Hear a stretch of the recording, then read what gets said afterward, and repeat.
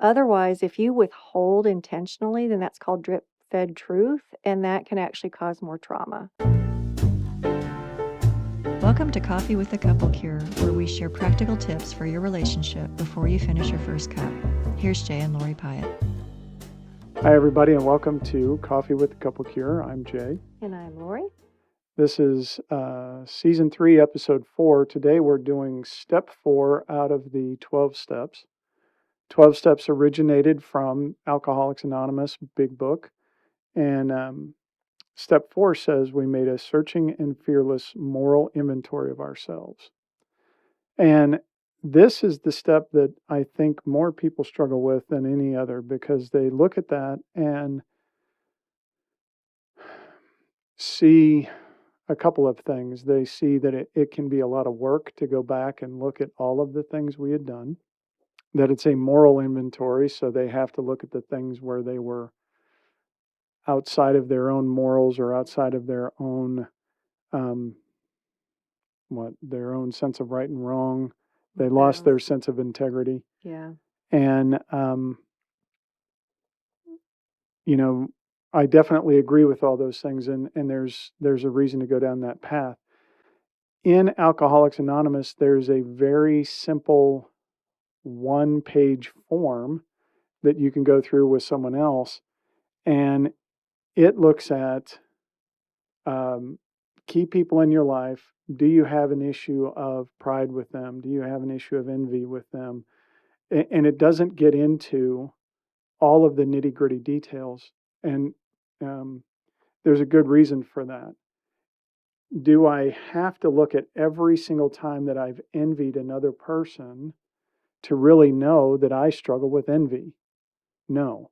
But if I look at a few things with a certain person, like a parent or another family member or a close friend, and realize I have lived a life of envy around them, then I'm taking my moral inventory and saying, okay, I need to go back to this family member, that family member, and talk to them, apologize to them for my envy. And that happens in a later step. But So right now it's just listing it. yeah, right now you're just searching it out. You're not disclosing it to anyone. That happens in step 5. You're just trying to get a sense of what happened in your life, where you were out of your integrity, who you were out of your integrity with, and what that looked like. It's good to go through this step with another person, because you need someone who can say it's going to be okay, and that they've been at that stage in their life too. Typically, that's what a good sponsor does, is they tell you, this is how it showed up for me in my life. This is how envy showed up for me. Mm-hmm. Now, given what Lori and I have been through, there's another aspect to this, which is called disclosure. Disclosure is a much different animal, because disclosure is making a list of where were the places that I acted out through pornography, through affairs, through masturbation, whatever it might have been, to the detail, to the level that Lori needs to know them. And it's done in a way that supports the partner who's finding out. So because Lori is trauma trained, there's a path to disclosure that is much different than just making a fearless moral inventory. Can you go ahead and talk about how different this step 4 is from disclosure? Yeah, for step 4, you can list them out, but I personally believe that disclosure needs to be another level of detail Okay. because what you're trying to get a handle on in step 4 is the nature, because what we do in step 5 is it talks about the exact nature of our wrongs. It doesn't say every little detail of our wrongs. Right. So for me to identify that I'm dishonest, that I'm envious, that I'm lustful, that I'm angry, that I'm impatient, those are adjectives that don't need every detail in order for me to know that. If one sticks out in your head, and we're still on step 4, not disclosure. Right. If one sticks out in your head, like, I really messed up here and it was against this person and these are the details, is that part of step 4? It can be. Um, and it, so, on the one hand, I want to make step 4 easy for people to engage with. Mhm. So if it's your first time through, instead of thinking it's going to fill A book. a book, several books. I almost use the word phone book, but nobody knows what those are anymore. So, if you're going to have a stack of paper that's a foot thick, nobody wants to do that their first time out. Nobody wants to do that their 10th time out. They want to collect that over time. So, um, but yes, if you do remember specific events, there is a place to write those down. The great thing about the 12 steps is you don't just do them once. Some of them you do daily, some of them you go back and do on a regular basis. And step 4 is one that you do on a regular basis. Mhm. Um, and there's a phrase, even in the big book, there's a whole section called More Will Be Revealed. And that's people telling their stories. Mm. But what will happen with your moral inventory and your disclosure is more will be revealed. Very few humans remember every detail of everything they've done. And because we don't, things will be stirred up in us again. And so, and I hate to say that this is true, but there's been times I've told Lori, yeah, that's absolutely everything that I can remember. And 2 weeks later, I'm like, oh yeah, and I remembered this, this, and this, and they're even worse. And you'd wonder, how could you not remember it? And I wish I knew how my brain worked to say, here's why I didn't remember it, or why I should have remembered it, or whatever. Mhm. And Go ahead. and over time, I learned that, um, he either did or didn't want to be honest about those things. So that over time came easier because I do want to make clear that when it comes to disclosure after betrayal, we're not saying more will be revealed on purpose. Like Right. most doctors who try to help couples after this, at least the doctors that actually get somewhere with couples, they will say, do a disclosure. But I don't want you hearing us saying more will be revealed later when it comes to disclosure. Be ready to reveal what you know. Your partner will tell you, okay, that's too much. Let's take a break. I'll be ready for it later. Um, Otherwise, if you withhold intentionally, then that's called drip fed truth, and that can actually cause more trauma. Right. So be really careful about what you're hearing us say. We're saying when it comes to disclosure, write it down. Be ready to reveal everything you can remember to the extent that she wants to hear it, to the level of detail she wants to hear it. Women, be careful because they can become obsessions, but we're just trying to keep you from that drip fed truth that can really destroy trust more than the initial um, thing you're talking, you're making an inventory of. Right. Yeah. And so I apologize for that. My intent here is you are going to go through and be as detailed as you can possibly be. And don't be surprised if you're really thinking, man, I have got everything on the table, and then something else pops into your head that you had just completely forgotten about. Um, and then start writing those things down, because um, all of that in disclosure form needs to come out. From a fearless moral inventory, really, I think the first time through, we need to see how truly broken we are. Um, we may not need to dive into every detail. So while disclosure deals with my lust, my dishonesty, the places where I have been envious or impatient or some of those things may not be so necessary, uh, other than for me to recognize my moral condition Mhm. as I go through. Right. And over time, again, going back to betrayal, after the bigger things get dealt with after betrayal, the smaller things will. I know, like Jay's overeating and his anger and traffic, those things help me to see that, okay, he's still kind of entitled, he's still kind of demanding. That's the very thing that led to the sexual breakdown between us.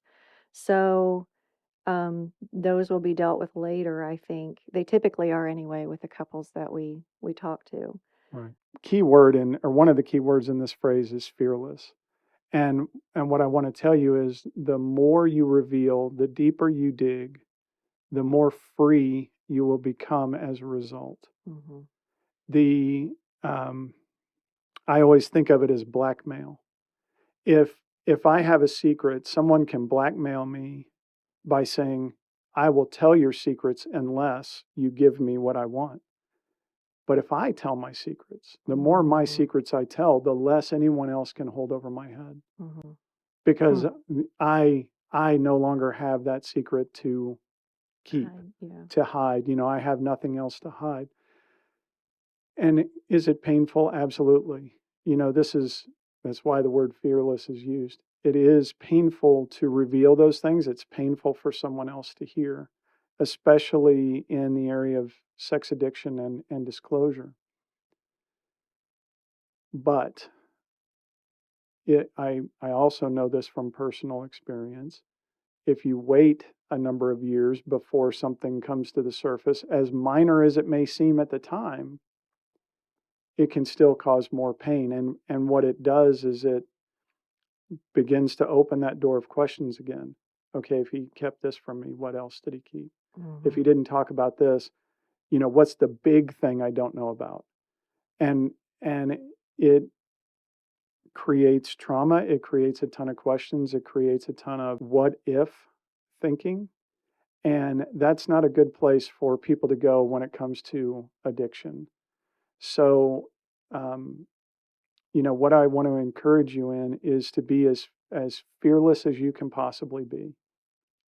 And I will say one thing on this: because of the nature of sexual addiction, if you have done something illegal, uh, you may need to talk to an attorney. And you may need to talk to that attorney before you do your disclosure. Again, I am not advocating anyone keep secrets, but if you are going down this road, it is very important that if you have done anything illegal, and I'll leave it like that, you need to talk to someone who can help you navigate that. Hmm. The other aspect of this is whatever you reveal, whatever you write down, if it involves another person, you may need to get their permission to talk about it. And that's a much more complicated thing. Typically, the guys I deal with, we've done all of our activities by ourselves. But there may be cases where you've done something that involves another person. And if you're going to talk about something that occurred with them, there may be, again, another place to consult legal advice. Right. And I want to make clear this is just step 4. This is just making the inventory. This is just writing out your disclosure, that sort of thing. Disclosing it, admitting it is step 5. You can still do this step without Yes, showing it to anybody. right, Um, you can even, like, I would encourage you, if it's like stuff you do not want anybody to see, go ahead and write it out, call it something, call it, like, label it something, and then burn that paper. At least you know you've been brave enough to write it down, because you can do this step even if there are things that you would never want anybody to learn about. You can still list them out or at least acknowledge them in your own head.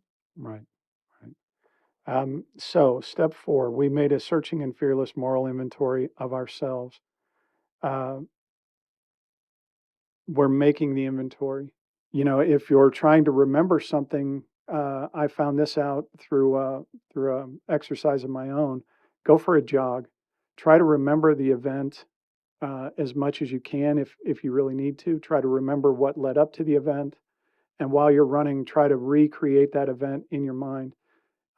It's funny that that's the phrase "jog your memory" is actually true in this case. Going out and doing something physical can help our minds move in a little bit different way and help us to recover details of an event that we had previously forgotten. Yeah, go jogging, do some gardening, something like that. Go for a walk. Right. I like that.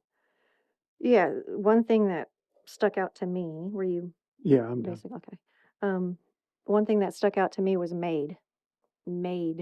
You made a searching and fearless moral inventory. I was close to some of the leadership at our last 12-step group that we went to. It was a C.R., and they said very rare did people do step 4. Hmm. So if you can just at least make the inventory, then you're probably ahead of, I don't know, 80% of the people that are in recovery in a 12-step recovery group. So that's pretty big. It is scary. Therefore, you need to start thinking of safe people, like really safe people, depending on your history, because that's going to help you open up to them. It's going to help them be able to relate to you and love you beyond that, because it's fearless. You have to be fearless to do this because it is scary to admit those things about ourselves. Yet, when you can find a kind and caring and understanding and forgiving, loving, graceful person to love you beyond that, it can be one of the most freeing things that you ever experience in your life. I think that's why God says, uh, confess your sins to one another. This is preparing for that step. So start making a list in your mind also of safe people that you feel like can handle this information and handle it well. If you're in a 12-step group, I would start with people who have done a lot of sponsoring, Hmm. because if they've got a good reputation of being a good sponsor, then they're probably pretty safe people. And I like that Jay brought up, you don't have to get into the nitty-gritty details unless it's a disclosure you're giving to your wife or spouse, because they might need to know more detail. Hmm. I've heard it before. Even an apology without details, like, hey, I'm sorry for that, isn't much of an apology. Hey, I'm sorry for running over your favorite pool toy with the uh, lawnmower. You know, if I went to my child and said that, it's not going to feel very genuine. So to get specific about it is kind of critical when it comes to interpersonal relationships, especially when it comes to huge breakdowns like betrayal. And unless you get real about these things, whether it's your step 4 or a sexual disclosure, the less you really dive in, then the more you're still living in hiddenness. And when it comes to the work we do, that's it's almost like the game is lost before it gets started. Their repair is lost before it gets started when the addict or the person who acted out is wanting to withhold that information. And when it comes to a sexual disclosure, the key is later in step 5, the key will be giving it to them at the level they want to hear it. Beforehand, you can find out when you're going through the making this list, you can find out like how much do you want to know, then you know how deep to go in your thinking. But really at step 5, you really need to go at their speed after betrayal. And on that, I would say that um, I have worked with some men whose partners do not want to know the details. I would encourage you then to speak to someone about the details, Hmm. because there are some things in there that will, number one, free you from that sense of blackmail, free you from that sense of shame and being trapped in your secrets. And they're also, in some of those things, keys to your own healing. Like, imagine if you brought your worst secret to your sponsor or to your doctor or to somebody and they said, I did the exact same thing. Right. I even did it worse. And it's actually more common than you think. I mean, that could just make the shackles fall off of you. But then they can tell you, and this is how I started becoming less bound to that thing. This is Right. what I've seen work. Right. Yeah. All right. Well, pretty challenging stuff today. Yeah. And again, we've kind of crossed into step 5 a lot. So Right. we'll talk more about that. All right, everybody. We will see you on the next episode. Bye, guys. Bye.